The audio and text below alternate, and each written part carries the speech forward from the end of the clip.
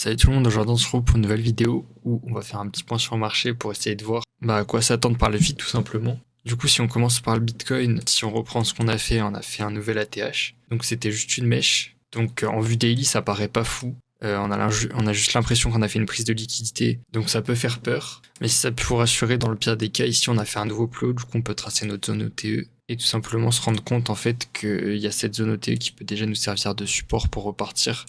La zone des 0,618 par exemple. Donc ouais, il y a un monde où on y va. Maintenant, si on regarde en un peu plus petit time frame, on voit qu'en fait, on a accumulé full liquidité à l'ATH, donc ça c'est un peu bullish, ça veut dire on a plus de chances d'y retourner et que c'est pas simplement une prise de liquidité, parce que sinon on laisserait pas autant de liquidité par la suite.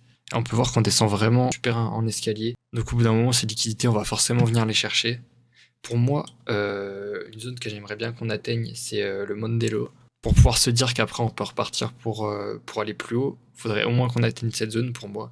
Si on va en haut en premier, pour moi c'est moins bullish que si on allait chercher le Mondello avant de repartir. Parce qu'on a laissé pas mal de liquidité en dessous en plus. Donc si on pouvait faire un truc comme ça serait plutôt pas mal. On peut aussi faire un truc comme ça pour feinter tout le monde. Sauf qu'en fait ça serait un Judas Swing et du coup on repart en bas et là on repart. Et bien sûr aussi on peut aller chercher un petit peu plus bas, donc la zone OTE, la FVG Daily, vers les 96 000 avant de repartir. C'est aussi possible, mais il faut pas vraiment s'inquiéter, en tout cas pour moi. Le bottom il est posé ici, donc pour moi on n'ira pas chercher en dessous des 89 000. Ici on a notre zone OTE qu'on peut front run totalement, hein, comme on a déjà fait. Mais il y a un monde où on va la chercher, donc si on va ici et qu'il y a une inversion de structure, perso je tenterai quelque chose. Ensuite, si on regarde du côté de l'Ethereum, j'ai vu qu'on est en train de nous faire un sorte de triangle de compression un petit peu. Donc ça serait pourquoi pas une accumulation. Le mieux, ça serait vraiment de casser à la baisse, donc manipulation en dessous, et ensuite une extension. Parce que si on fait ça dans l'autre sens, ça peut être vraiment pas ouf. On peut nous faire un truc comme on a fait sur le Solana il y a pas longtemps. Voilà, comme on avait fait sur Solana, on avait fait une accumulation, manipulation, extension au sud.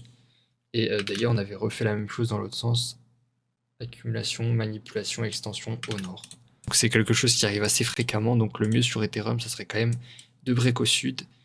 Comme ça, on va chercher au minimum les 3130. Le Solana, il a l'air de monter tout seul, donc c'est assez positif. Franchement, il est bien bullish, hein. Moi, je suis content d'avoir une énorme position dessus, que j'ai dû close partiellement pour prendre des profits, parce que j'essaie de ne pas répéter les erreurs que j'ai pu faire auparavant, donc je préfère prendre des profits quitte à bénéficier moins de la hausse, mais pouvoir recharger plus bas s'il y a une correction. Ici sur Solana, on a fait un truc assez similaire au Bitcoin, on a fait une mèche au-dessus de l'ATH, finalement on est repassé en dessous. Là, on est un petit peu en train de tester l'ancienne ATH justement, donc peut-être qu'on va pouvoir repartir maintenant. On a comblé cette FVG Daily qu'on avait formée. Puis si on trace une zone OTE depuis ce plus bas, on peut voir que la zone des 0,618 elle est vers les 217, donc pourquoi pas sur une correction revenir les chercher, mais pour moi ce sera pas tout de suite, on va peut-être aller un peu plus haut avant. Et en plus low time frame, c'est à peu près comme l'Ethereum, franchement j'aimerais bien voir quelque chose comme ça, histoire de pouvoir repartir sainement sans liquidité. Ça serait plutôt clean. Et ça concorderait avec le fait que le Bitcoin lui aussi chute, chercher le Mondello. Ce serait mon scénario préféré, ça me permettrait de rentrer plus fort sur le marché. Maintenant, reste à voir ce qu'on va faire. Si on check le POP 4 vite fait aussi, on peut voir qu'il a encore une fois reparti. Maintenant, après le nombre de fois où il nous a feinté comme ça, je les compte plus. Donc il y a un monde où juste on continue la descente en fait, parce que regardez, c'est ce qu'on n'a pas arrêté de faire. On l'a fait là, on l'a fait là, on l'a fait là, on l'a refait là, donc franchement, moi tant qu'on fait pas un nouveau plus haut, je fais attention. Au niveau du IO, le IO il est très bullish. Quand on regarde en daily, on peut voir qu'il nous a pris les liquidités parfaitement ici, et que là je pense qu'il a posé son bottom, donc il va pas tarder à pouvoir repartir pour moi. Si on regarde depuis le dip qu'on a fait, on est revenu parfaitement dans la zone OTE, donc tous les paramètres sont là pour pouvoir repartir. Maintenant, il faut attendre une confirmation qu'on repart à la hausse. Pour moi, on va pas tarder à repartir. Ce que j'aimerais voir là, ça serait quelque chose comme ça. Une petite touchée de la FVGH12 plus l'order block qu'on a ici. Et ensuite, on pourrait repartir. Parce que pour moi, on a pris tout ce qu'il y avait à prendre. Si on regarde le AISZ aussi, ça serait bien de pouvoir repartir d'ici, peut-être avec une petite touchette de la FVGH12 avant de repartir.